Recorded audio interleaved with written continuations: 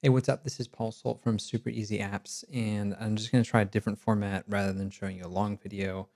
I filmed this when my daughter was sleeping in the morning, so I didn't want to talk out loud or record myself. So I'm going to do a voiceover and sort of show you what I've been working on. This is the meta prep guide, so I'm just working through it just to get some reps in on code challenges. So let's take a look at the video and I'll sort of walk you through it. I'm going to be doing the hash maps ice cream parlor challenge. This is an easy one. Um, when you're out of practice, I guess easy ones are hard. So it's just a different type of skill. This isn't something that I'm doing like for the past 3 years at GoPro. I was never doing anything like this. These are algorithm heavy, data structure heavy problems that are making you write code. It's a little bit different than if you're just like doing bug fixes or updating UI or adding new features to support new cameras for GoPro. So getting the mental model and like starting out is like always the hardest thing.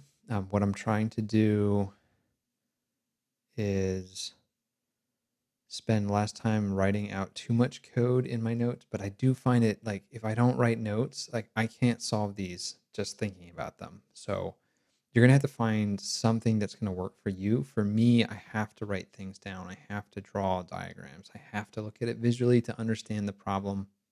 If I don't do this, it just doesn't work out. So this is me just trying to capture the information that I need to understand, trying to understand the constraints, trying to walk through an example to sort of see what's going on. And I think for this one, I thought I might need to do like um, more than more than two purchases. So I started to figure out, okay, like how would I figure out how I could spend the most money if there's a third purchase? But when I went back to the beginning, it's like, oh, there's only two people buying two flavors of ice cream. So that really simplifies this problem, constrains it, probably makes it the easy problem rather than the hard problem. So once I realized that, it's like, okay, I wasted a good amount of time here, and I'm speeding this up 20 times faster. So at this point, like I am 20 plus minutes into it and, and still going. So at this point, I feel like I have an idea of how to approach it and I start the code. I couldn't remember, like it'd been a while. I don't write like array enumeration all the time. So it was like, does index come first or cost? I'm so used to C++ for loops, and I really wish those were still a thing in Swift. I don't understand why we remove them. Like it's how I think. Maybe because I had started in C and C++. So it's kind of frustrating that I can't use that in Swift. So just remembering the APIs for basics like this.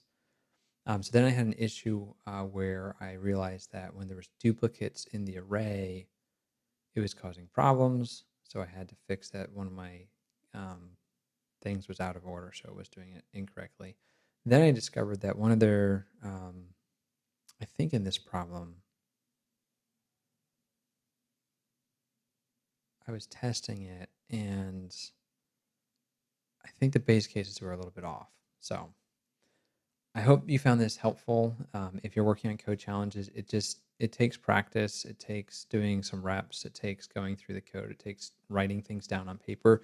I can't solve things without drawing diagrams, drawing boxes, drawing shapes, connecting dots, and marking things up. Like if you're not doing that, I'm not the type of person that can just see something and be like, okay, I got this.